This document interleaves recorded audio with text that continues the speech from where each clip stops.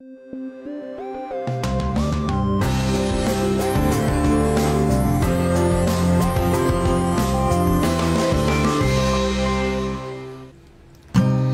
ko sana binitawan ang iyong mga kamay, at sa paglipas ng tulong ko sa'yo ay sumabay.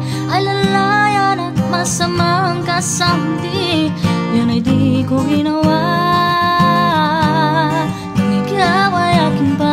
Pagising sa umaga, diretso sa banyo, naligo ng maaga, nilakasan ng radyo habang pinili ang paborito kong damit na ginamit ko.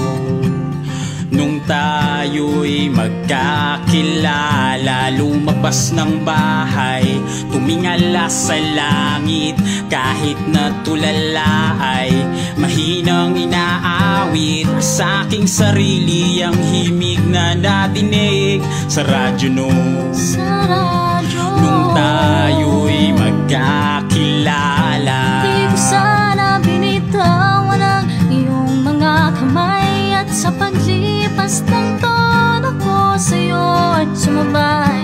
Alalayan at masamang kasahuli, yan ay di ko ginawa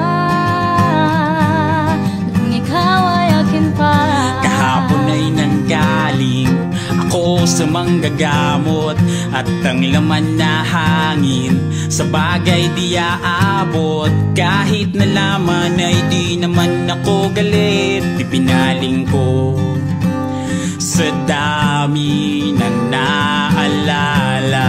Tanong ko sa aking sarili, ano ang gagawin ko? Lahat ng tila imposible, pagkakasyahin ko.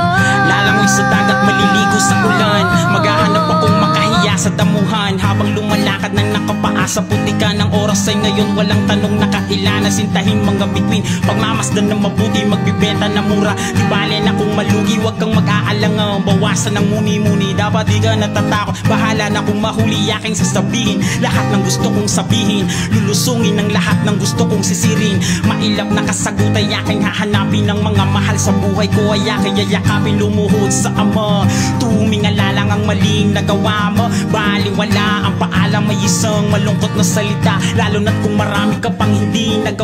Kaya't sabihin mong mahal mo siya bago mahuli ang lahat. Kalagan mo ang dilang kagat, tapos bumalik sa umpisa para lang na lahat na marinig mo ang tama tapat. Dahil ang buhay natin ay hiram, di alam kung kailan o kung gaano kaiksi ang panahong nakalaan. Buhay natin ay hiram, yan ay dapat mong alam, dahil ang kahapoy di na natin pwedeng balikan. Di ko sana pinitawan ang iyong mga kamay, at sa paglipas ng tono ko sa'yo ay sumabay. Alalayan at masamang kasahuli, yan ay di ko nagawa nung ikaw ay akin pa.